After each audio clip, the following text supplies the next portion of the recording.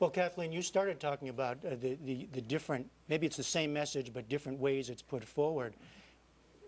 Address the internet directly. I mean, is it changing the kind of political rhetoric that we have seen in the past, or the political communication that's possible? What's interesting about today is not so much what President Obama said, although it's interesting to hear the question about whether legalized marijuana would jumpstart the economy, and hear his answer saying no, he didn't think that was the solution. But what is actually more interesting than the fact that you've seen the same message across these various forums is that the nature of the questions asked gives the White House the ability to basically take the temperature of the electorate. A large swath of the constituency for Obama had the chance to say, this is what is of central concern to me. And in the process, to feel that it was participating in politics in a different way, to feel that at least the president's staff had read its questions. That's the dramatic change today. And that sense of participation was one that the Obama campaign cultivated very effectively in its campaign for the presidency by turning a lot of responsibility over to a field operation that it communicated to through the internet. By the way, one of the other channels of communication has been through the internet, emails to constituents who are being urged to go out and sell the president's message on the economic recovery plan. Well, you know, Julie Barco, Germany, Kathleen Hall Jamieson used another word earlier, transparency, that the president uses a lot. Is the internet inherently more transparent? I mean, help us understand what that means. Well, or is it another language that is being used to manipulate, communicate? I mean, manipulate not in a bad way, but just it's definitely a great catchword today, and it usually signals I'm a good guy. I get transparency. People associate the term transparency with the internet so much because of the vast amounts of information that are on there, and the fact that you or I could go online tonight and find very interesting, distinct details about practically every aspect of our lives. This idea of transparency online actually emerged from corporate culture when people heading up tech companies in Silicon Valley decided to blog about their company's warts and all. They would talk about the good stuff online and the bad stuff in order to build relationships of trust with their customers and with other companies in Silicon Valley. And we're starting to see that trickle up to the presidency now. It's about building trust with the American people. Yeah, because, Richard, because we've seen that the internet has been a double-edged sword. We've seen it in political races already. My God. Well, it's a double-edged sword in a number of ways, because the fact is, yes, the president can command on the internet the attention that 40 years ago he'd had on network television for a few minutes. But before he's even done, the Twittering classes are out there, in effect, passing judgment on what he's saying in real time. And so everyone becomes Eric Sevareid. Everyone's performing instant analysis.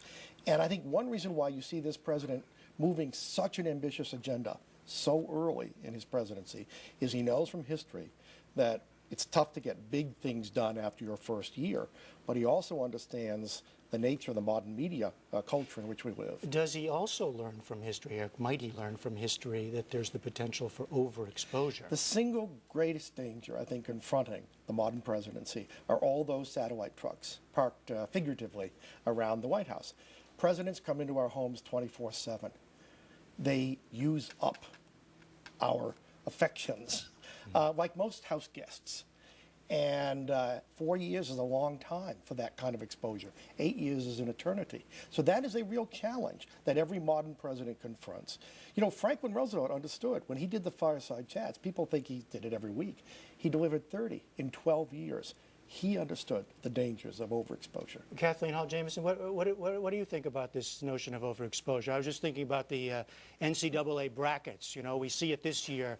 Are we going to keep seeing things like that, or should he be putting himself out there like that so often?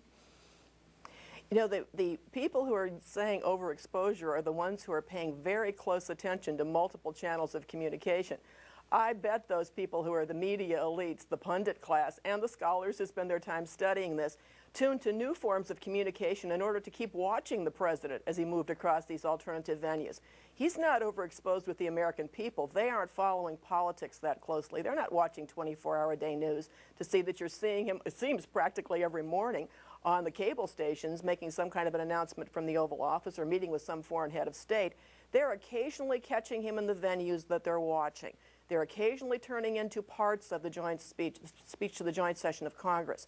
He will be overexposed at the point at which when they catch him in those moments, they feel that they've heard it before, and as a result, he's not doing anything new, or he's not answering the questions that they actually have, which is why today's forum was so effective. Even if you know nothing about the content of the questions, you now probably know from nightly news that he took questions from the American people. That's an important symbolic statement. Right, Eva Julie Barco, Germany. That's an important issue. I mean, the echo effect, right? He did that this morning on the internet. Here we are talking about it on our program. No doubt it gets out in other ways. Incredibly important. Yeah. The more we use technology, interactive technology like the internet or our mobile phones, the more our expectations change, not just for ourselves or the companies we shop from, but from our elected officials. So holding this town hall today and taking those questions online and webcasting it, incredibly important for showing the American people that you're willing to meet their expectations and communicate to them through their medium of choice. Brief last word. Yeah, and to meet them, you know, Abraham Lincoln understood the presidency was a bubble. 2 days a week, he opened the White House. Citizens could come in and talk to him. Most of them wanted a job. Everyone said, you're wasting your time. No polls in those days. That's how he kept in touch. President Obama has talked eloquently about the bubble. This may very well be one attempt on his part to reach beyond the bubble and talk to real people. All right. Kathleen Hall Jamieson, Julie Barco, Germany, Richard Norton Smith. Thank you all very much. You're welcome.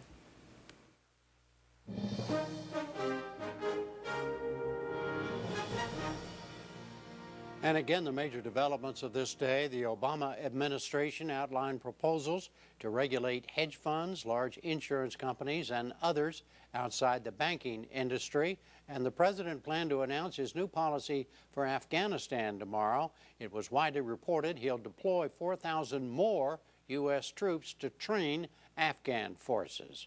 Remember now, we are online and at our new one-stop address, newshour.pbs.org.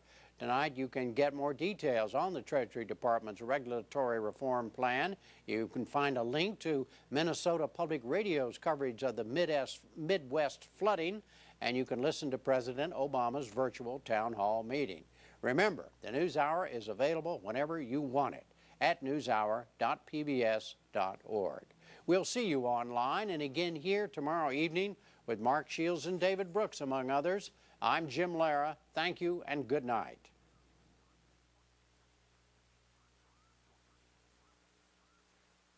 Major funding for the NewsHour with Jim Lehrer is provided by